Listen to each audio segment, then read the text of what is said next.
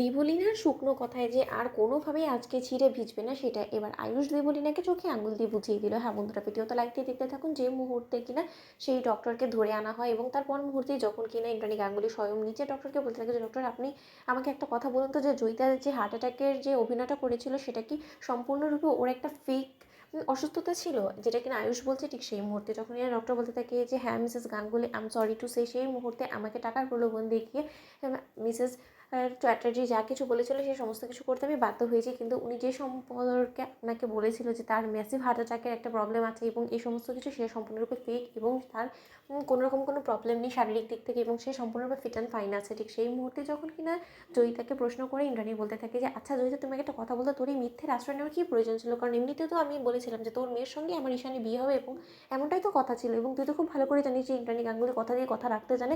অন্যদিকে দেবলীনা যখন বলতে থাকে যে আন্টি আমি একটা জিনিস বুঝতে পারছি না, এখানে আমাদের বিয়ে থামিয়ে দিয়ে এই সমস্ত প্রশ্ন জাগানোর আয়ুষ তোমার কী কারণ আছে আমাকে বলতে পারো? তুমি কী চাও যে আমার সঙ্গে ঈশানের বিয়েটা না হোক? তাই তো? তাহলে এক গাতে লোকদেরকে ডেকে তুমি ইনসাল্ট কেন করছো আমার পরিবারে বলো তো? আন্টি আমি তোমাকে একটা কথা বলে দিচ্ছি যে অ্যাট এনি কস্ট আমি এই বিয়েটা করার জন্য অন্তত আমি আমার ফ্যামিলি কোনো রকম কোনো অপমান কিন্তু মুখ বুজে সহ্য করবো না এবং এর জন্য কিন্তু আয়ুষকে এক্ষুনি আমার কাছে ক্ষমা চাইতে হবে। অন্যদিকে আয়ুষ যখন বলতে থাকে যে সবই তো তোমার পতন শুরু হয়েছে, তোমার এই শুকনো কথায় কি আদৌ আজকে ঝিরে ভিজবে বলো তো দেবলীনা?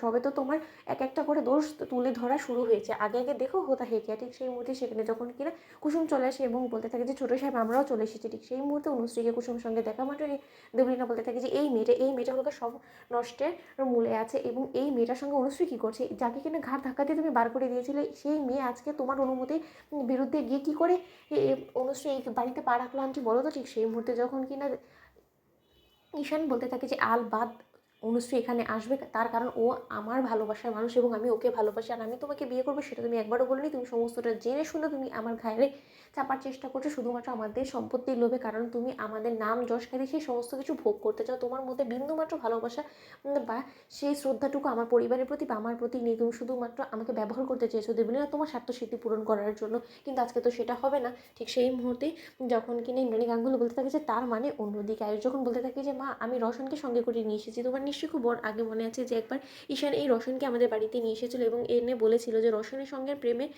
একটা সম্পর্ক চলছে দেবলীনার সঙ্গে, কিন্তু সেটা সম্পূর্ণরূপে দেবলীনা এড়িয়ে যাওয়ার চেষ্টা করে এবং তাৎক্ষণিকই রশনকে ইশারা মেরে সেখান থেকে গোটা গেমটাকে পাল্টে দিয়ে দেয়। কিন্তু তার শর্ত জানো তো দেবলীনা একটা কথা, সত্য কখনো লুকিয়ে থাকে না এবং তার জন্যই আজকে রশন সাহেব নিজের মুখে তোমাকে যে ও কতটা ভালোবাসে এবং তুমি যে ওর সঙ্গে গোপনে সম্পর্ক রেখেছো সেই সমস্ত কিছু ফোন আলাপ থেকে শুরু করে সমস্ত ভিডিও ফুটেজ এবং সেই সমস্ত কিছুর প্রমাণ আমাদের হাতে এসেছে মম, আমি এক্ষুনি তোমাকে দেখাচ্ছি।